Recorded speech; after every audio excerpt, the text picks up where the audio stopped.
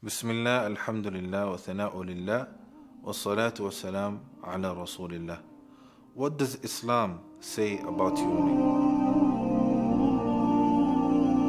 Reported by Bukhari and Muslim, the Prophet ﷺ says, التثاؤب من الشيطان فإذا تثاءب أحدكم فليكظم ما استطاع.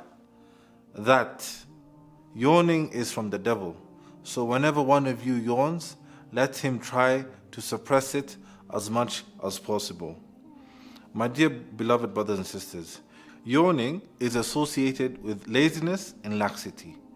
People with such characteristics tend to avoid doing good deeds and fulfilling their obligations, which is exactly what the devil incites us to do.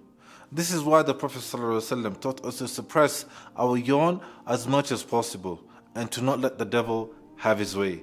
A believer should be active and full of energy to do good deeds and fulfill his or her obligations. So next time, my dear beloved brothers and sisters, when you're yawning, make sure to prevent it as much as possible, either by putting your hand on your mouth or trying to close your mouth as much as possible. Assalamu alaikum wa rahmatullahi wa barakatuh.